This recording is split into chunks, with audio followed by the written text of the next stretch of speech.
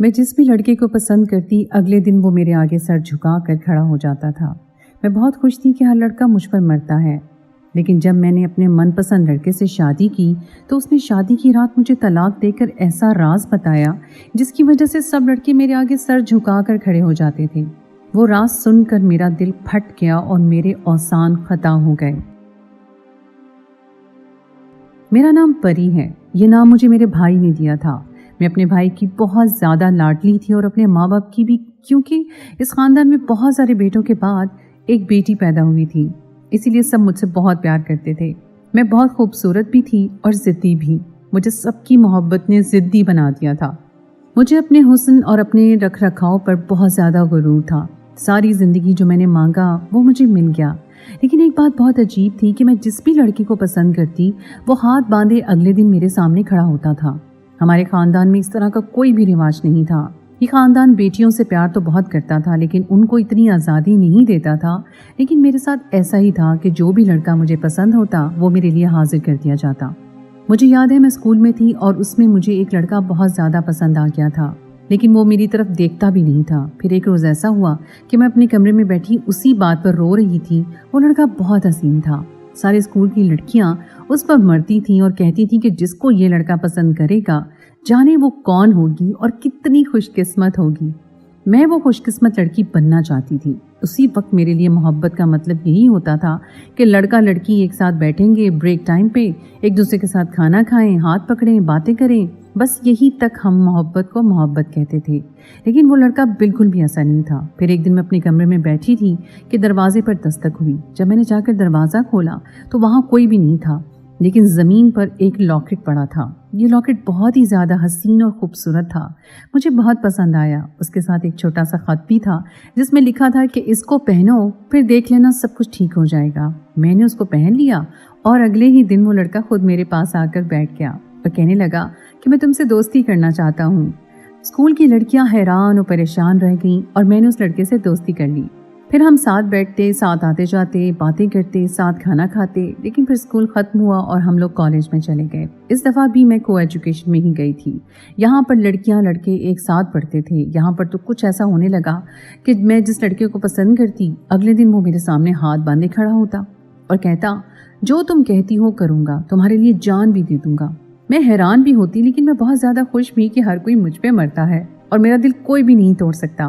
ایک دفعہ تو میرا ایک دوست اس قدر دل فریب تھا کہ جب میں کالج میں آتی تو وہ مجھے پھولوں کی پتیوں سے میرے پہ برسات کرتا، میرا پرس تک اٹھا کر میرے ساتھ ساتھ چلتا، جو بات میں اس کو کہتی وہ مان لیتا، میرے کھانے پینے کا چیزوں کا وہ بہت زیادہ خیال رکھتا، مجھے ہر روز تحفہ دیتا کیونکہ وہ بہت امیر خاندان سے تھا۔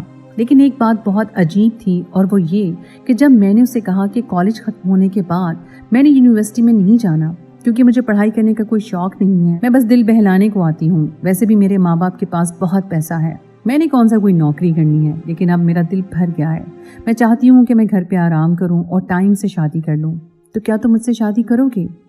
میری یہ بات سن کر وہ کہیں کھو سا گیا اور بات بدلنے لگا، جبکہ وہ میری ہر بات مانتا تھا۔ میں نے کہا کہ آج کس قسم کی عجیب باتیں کر رہے ہو، مجھ سے شادی کرو گے یا نہیں یہ بتاؤ، کیونکہ وہ تو کہتا تھا کہ تم اشارہ کرو تمہیں جان دے دوں، ایک ٹانگ پر کھڑا ہونے کو کہو تو 4-5 دن تک ایک ٹانگ پر کھڑا رہوں گا، لیکن اب شادی کی بات کر رہی تھی تو آگے سے کوئی مثبت رد عمل نہیں آ رہا تھا۔ پھر اس نے کہا کہ ہاں کروں گا، لیکن اس طرح سے نہ کہا جس طرح سے اسے کہنا چاہیے تھا، اور اگلے ہی دن کچھ ایسا ہوا کہ میں حیران رہ گئی۔ پتہ چلا کہ وہ لڑکا شہر چھوڑ کر ہی بھاگ گیا، پتہ نہیں کیا ہوا اس کو۔ یہاں اس کا اپنا گھر تھا، یہاں پر سارے دوست، خاندان، سب کچھ ادھر ہی تھا، اور تو یہاں پر نوکری بھی تلاش کر رہا تھا۔ پتہ نہیں کیسے چلا گیا، اور گیا تو گیا یہاں تک کہ اس کا نمبر بھی بند تھا، بلکہ بند نہیں، اس کا نمبر تھا ہی نہیں، اس نے اپنا نمبر ختم کروا دیا تھا اور اب اس کے نام پر نہیں تھا۔ مجھے آج بھی نہیں بھولتا کہ وہ ایسے کیسے بھاگ گیا۔ پر مجھے لڑکوں کی کمی نہیں تھی، میرے حسن کے آگے سارے ہی مان پڑ جاتے تھے اور میرے ایک اشارے پر جان دینے کو بھی تیار ہو جاتے تھے۔ مجھے یہ سب کچھ اچھا لگتا تھا، میں اس چیز کو بہت زیادہ انجوائے کرتی تھی۔ میں کہتی تھی کہ یہی تو زندگی ہے، اور حسین لوگوں کی زندگی تو ویسے بھی حسین ہو جاتی ہے کیونکہ ساری دنیا ان پر مرتی ہے۔ میں اپنا بہت خیال رکھتی تھی، اپنے حسن پر بہت پیسہ خرچ کرتی تھی، بلکہ پیسے کو پانی کی طرح خرچ کرتی، تبھی تو اور بھی زیادہ چمکتی تھی اور حسین لگتی تھی۔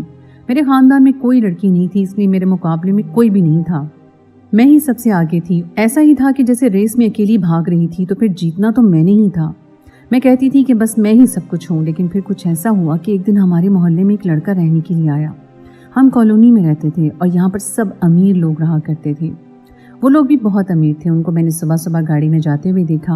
वो बहुत हैंडसम था। उसे देखकर कोई लड़की भी पागल हो सकती थी। इंसान हमेशा उसी से मोहब्बत करता है जिसे वो खुद से बेहतर और खुद से ज़्यादा हसीन समझता है। और अब जब मेरे सामने मुझसे बेहतर कोई शख्स आ गया था, तो ये कैसे मुमकिन नहीं था कि मैं उससे मोहब्बत न कर बैठती। मैं सुबह सुबह उसे देखती, वो शायद वर्जिश करने जाया करता था। उसका कसरती बदन बहुत ज़्यादा खूबसूरत था और वो खुद भी अमीर भी था। उनका बहुत बड़ा घर था और उनके घर में वो अकेला था और कोई रास्ता भी नहीं था। वो अकेला ही रहता था। एक लड़की नजर आती थी जो कभी कभी वहां पर आती और फिर अपने शौहर के साथ वहां से चली जाती। शायद वो उसकी बहन थी जो सुबह ही आती, रात में वापस चली जाती थी। इसका मतलब है कि वो शादीशुदा था। उसने एक दिन थोड़ी सलाम दुआ कर ली और कहा कि आप हमारे हमसाए हैं, आए हमारे साथ बैठे, चाय पीते हैं। मैं किसी के साथ भी इतनी अच्छी तरह पेश नहीं आती थी।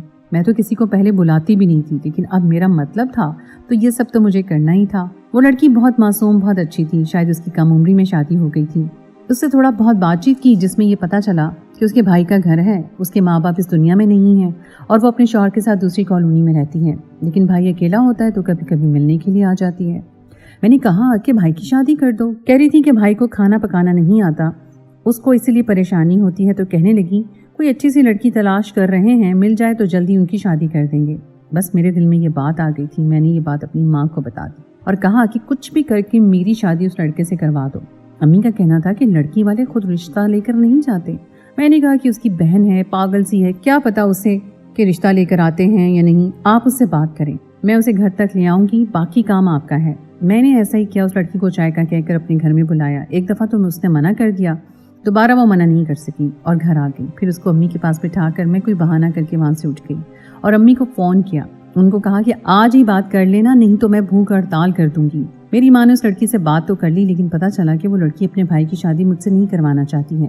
ये बात मेरे दिल पर क़यामत बनकर टूटी और मैंने घर में खाना पीना छोड़ दिया। मेरा बाप और भाई दोनों बहुत ज़्यादा परेशान हो गए और कहा कि हम कुछ करते हैं तो उससे अच्छा लड़का मिल जाएगा।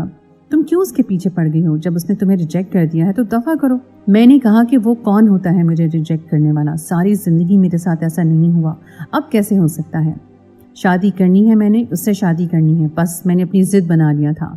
मैंने घर वालों से कह दिया कि अगर मैं शादी करूंगी तो सिर्फ उसी लड़के से, नहीं तो किसी से भी नहीं करूंगी। अपने बाप और भाई के सामने इस तरह की बातें नहीं करनी थी, लेकिन आज मैं उनके सामने भी बोल उठी। वो भी अपना सर पकड़ कर बैठ गए। 2 दिन मैंने खाना नहीं खाया। तीसरे दिन मुझे चक्कर आने लगे और मैं हॉस्पिटल पहुंच गई। घर वालों ने कहा कि खाना पीना मत छोड़ो, क्योंकि ये सब इतनी जल्दी नहीं होता है। हम कोशिश करेंगे, कुछ ना कुछ हो जाएगा। उस लड़के का नाम अज़म था। वो जितना हसीन था उतना मगरूर भी था, लेकिन मुझे इसकी यही अदा बहुत अच्छी लग गई थी, इसलिए मुझे इससे शादी करनी थी। 2 हफ्ते गुजर गए। मैं रोज़ घर में शोर डालती, घर वाले भी हैरान होते। मैंने सारे भरम तोड़ दिए थे, सबके सामने खुलकर आ गई थी और यहाँ तक भी कह दिया कि आज तक किसी ने मुझे इनकार नहीं किया, तो ये कैसे कह सकता है। और फिर 2 हफ्ते के बाद कुछ ऐसा हुआ कि मैं वाकई हैरान रह गई। उसकी बहन भाई का रिश्ता लेकर खुद हमारे घर आई। अब मैंने उसे देखा तो मैं भी गुस्से में थी। मैंने कहा कि यहाँ कैसे? तो कहने लगी तुम्हारा रिश्ता मांगने आए हैं। मैंने कहा अच्छा, अब तो मेरा रिश्ता मांगना याद आ गया, पहले तो तुमने इनकार कर दिया था। उसने सर झुका दिया और कहा कि इनकार नहीं किया था, अब सोचने के लिए वक्त मांगा था। मैं तुम्हें अपनी भाभी बनाना चाहती हूँ, तुम वाकई बहुत अच्छी हो। वो बहुत डरी हुई लग रही थी। बहरहाल उसने सारे मामलात मेरे माँ बाप से तय कर लिए और शादी की तारीख भी पक्की हो गई। अब मैं बहुत ज़्यादा खुश थी। वैसे भी ये कैसे हो सकता है कि मल्क अल्तमिश की बेटी किसी को पसंद करे और वो उसको मिले नहीं। मैंने शादी पे बहुत तैयारियां की। आखिर मुझे बहुत हसीन जो लगना था। वैसे भी मैं बहुत ज़्यादा हसीन थी। मेरे लंबे बाल थे, पतली कमर थी, बड़ी बड़ी आंखें थी, बारीक होंठ, रंग तो मेरा दूध जैसा ही था। फिर मैं प्यारी क्यों ना लगती, लेकिन मुझे उससे भी ज़्यादा हसीन लगना था। शादी हो गई और मैं अपने घर चली गई। वो पूरा घर अब मेरा था और मेरा शौहर भी दरअसल मुझे जीत का एहसास हो रहा था कि पड़ा आया था मुझे इनकार करने वाला। अब सारी जिंदगी मेरे नाज उठाएगा, मेरे कदमों में बैठेगा, जो चाहूंगी वो करेगा, मुझे शॉपिंग मॉल पर लेकर जाएगा। मैं नाराज हो जाऊंगी तो मेरे आस पास मंडलाएगा। यही होती है मर्द की औकात कि वो औरत के लिए ही बनाया गया है, ताकि उसके नाज नखरे उठा सके, उसके लिए घर में चीजें ला सके और उसकी हिफाजत कर सके। मैं बहुत खुश थी कि मेरा शौहर मेरे कमरे में आया। उसने मुझे मुंह दिखाई में एक ऐसा तोहफा दिया कि मेरी ज़िंदगी बर्बाद हो गई और मेरे सारे बचे हुए औसान भी ख़ता हो गए। उसने मेरा घूंघट उठाया और एक ऐसी बात कही कि कदमों तले से मेरी ज़मीन निकल गई। उसने कहा कि मेरे चेहरे पर मुस्कुराहट थी, मुस्कुराहट उसके चेहरे पर भी थी, पर उसने कहा कि परी अल्तमश, मैं अपने पूरा होश हवास में तुम्हें तलाक देता हूँ, तलाक देता हूँ, तलाक देता हूँ। और मेरे शौहर ने मेरा घूंघट उठाकर मुझे तलाक दे दी। मुझे तलाक हो चुकी थी। मैं हैरान और परेशान रह गई। मेरा सर चकरा गया और मेरी आंखों के आगे अंधेरा छा गया। थोड़ी देर के बाद मुझे होश आया तो मैं अपने कमरे में बिस्तर पर लेटी थी और मेरे आसपास कोई भी नहीं था। मेरा शौहर ही मौजूद था। यही कहना मुनासिब होगा कि अब वो मेरा शौहर भी नहीं था। अज़म ने मुझे कहा कि होश आ गया हो तो अपना सामान उठाओ और यहाँ से निकल जाओ, क्योंकि अब तुम मेरी बीवी नहीं हो। मैं भी गुस्से में आ गई, जबकि मुझे दुख भी बहुत हो रहा था। मैंने उसे कहा कि तुम्हारी हिम्मत कैसे हुई मुझे तलाक देने की? अपनी शक्ल देखो, अपनी औकात देखो। इतनी हसीन लड़की को तलाक देकर तुमने अपने पाँव पर खुद कुल्हाड़ी मारी है। मुझे तुमसे भी ज़्यादा हसीन लड़का मिल जाएगा, लेकिन तुम्हें मुझ जैसी खूबसूरत लड़की नहीं मिलेगी। जब मैं ये बातें कर रही थी तो वो हंस रहा था। मुझे समझ नहीं आई कि वो ऐसा क्यों कर रहा है। उसने कहा कि तुम और हसीन खुद को कहती हो, तुम्हें ये किसने कह दिया है कि तुम खूबसूरत हो? मैंने कहा कि किसी के कहने की क्या ज़रूरत है, ये बात तो मेरा आईना हर रोज़ कहता है। वो हंसने लगा और मैं सोचने लगी कि वो इस तरह से क्यों हंस रहा है। मैंने उसे कहा कि तुम्हें ये सब करने की क्या ज़रूरत थी? अगर तुम्हें मुझसे शादी नहीं करनी थी तो इनकार कर देना था। कहने लगा कि किया तो था इनकार। मैंने कहा कि मुझ जैसी हसीन लड़की तुम्हें नहीं मिलेगी। लोग मरते हैं मुझसे शादी करने के लिए और मैंने तुम्हें पसंद किया था, लेकिन मेरी गलती थी। मैं किसी आम इंसान को ख़ास बनाने चली थी, लेकिन तुम्हारी औकात ही यही है और सारी ज़िंदगी इतनी ही औकात रहेगी। मेरे जैसी हसीन। अभी मेरे अल्फाज मेरे मुंह में ही थे कि उसने मेरे मुंह पर एक ज़ोरदार थप्पड़ मारा। मुझे आज पता चला कि एक मर्द का थप्पड़ किस तरह का होता है। उसने मुझे बेदर्दी से पकड़ा और एक लंबे आईने के सामने लाकर खड़ा कर दिया कि देखो अपने आप को, कहाँ से हो तुम खूबसूरत।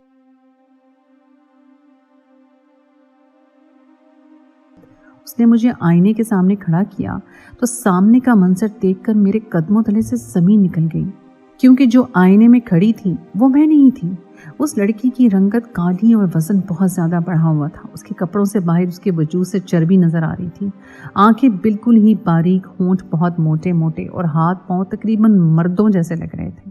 मैंने जब खुद को हाथ लगाया और देखा कि मेरा अक्स भी खुद को छू रहा है तो अंदाज़ा हुआ कि ये तो मैं ही हूँ, लेकिन मैं इतनी बदसूरत कैसे हो गई। मैं इस अक्स को देखते देखते रोने लगी, ज़मीन पर बैठ गई और अपना सर पीटना शुरू कर दिया। या मेरे शौहर ने मुझे कहा कि मुझे तुम पर तरस आता है। दरअसल तुम हमेशा से इतनी ही बदसूरत हो, यही तुम्हारा असल रूप है, लेकिन तुमने खुद को खूबसूरत कहकर अपने आप को बहुत बड़ी चीज़ बना दिया। हर लड़का तुम्हारे आगे सर झुकाकर इसलिए खड़ा होता था क्योंकि तुम्हारा बाप और भाई उसे डरा दिया करते थे। जब मैंने शादी से इनकार किया इसलिए क्योंकि मुझे तुम अच्छी नहीं लगी, तो मैं तुमसे शादी क्यों करता? और तुम्हारे और मेरे रंग और रूप में फ़र्क था। अगर शादी कर भी लेता तो हमारी ज़िंदगी अजाब हो जाती। अगर मैं तुमसे शादी करता तो शायद तुम में कोई अच्छाई देख कर करता, लेकिन वो तुम्हारे अंदर वैसे भी नहीं थी। लेकिन जब तुमने कहा कि मुझे इस शख्स से शादी करनी है, तो जानती हो तुम्हारे बाप और भाई ने क्या किया? मेरी इकलौती बहन को अगवा कर लिया। 3 दिन तक न जाने उसे कहाँ रखा। उसे कहा कि अपने भाई को मनाओ कि हमारी बहन से शादी करे। और जानती हो कि किसी लड़की को अगवा कर लिया जाए तो फिर उसकी ज़िंदगी पर क्या असर पड़ता है? ये तो मेरे बहनोई का भला हो जो अच्छा इंसान था, जिसने इस बात को समझा और फिर भी मेरी बहन को कबूल कर लिया। नहीं तो अपनी शादी के दूसरे ही साल वो एक बच्चा लेकर वापस मेरे दर पर आ जाती। वो मेरी छोटी बहन है, मैंने बहुत नाज नखरों से उसको पाला है, लेकिन तुम्हारे माँ बाप की तरह उसे बिगाड़ा नहीं है। तुम्हारे घर रिश्ता लेकर आई और तुम मेरे निकाह में आ गई, लेकिन मैंने भी तुम्हारे ख़ानदान वालों से बदला लेने के बारे में सोच लिया था, इसलिए तुम्हें देखते ही तलाक दे दी। अब तुम एक ऐसी लड़की हो जिसे शादी के पहले ही दिन तलाक हुई है। अब ये माशरा तुम्हारे साथ क्या करेगा? तुम खूबसूरत लड़की नहीं हो। सारी ज़िंदगी जो लोग तुम्हारे पीछे मंडलाते रहे हैं वो सिर्फ डर की वजह से, जो तुम्हारे बाप और भाई ने उनको दिया। वो तुम्हें पसंद नहीं करते, कोई तुम्हें पसंद नहीं करता, सब तुमसे डरते हैं, तुम्हारे बाप और भाई से डरते हैं, इसलिए तुम्हारे सामने खुशामद करते हैं। ये है तुम्हारी हकीकत। उस शख्स की बातें मेरे कानों में ऐसे जा रही थी जैसे कोई सीसा पिघलाकर मेरे कान में डाल रहा हो। मैं वहाँ से भाग उठी और अपने घर आ गई। मुझे वहाँ देखकर सब लोग हैरान रह गए। मैंने कहा, क्या मैं बदसूरत हूँ? क्या मैं खूबसूरत नहीं हूँ? क्या मैं खूबसूरत नहीं हूँ? मैं बहुत बुरी हूँ। आप लोगों ने मुझे बताया क्यों नहीं? आप हमेशा यही कहते थे कि मैं बहुत खूबसूरत हूँ।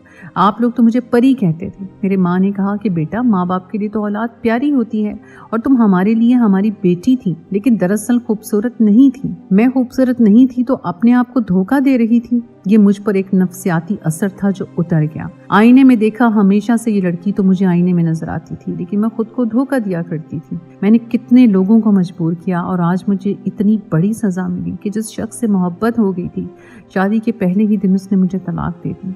मेरे माँ बाप और भाई ने कहा कि हम उसको जिंदा नहीं छोड़ेंगे। पहले उसकी बहन को अगवा किया था, अब तो हम उसे जान से मार देंगे। मैंने कहा कि खबरदार, जो आप लोगों ने इस तरह की कोई हरकत की वो हक पर थे, आप लोगों ने गलती की। मुझे आप लोगों से कुछ नहीं चाहिए, मुझे मेरे हाल पर छोड़ दें।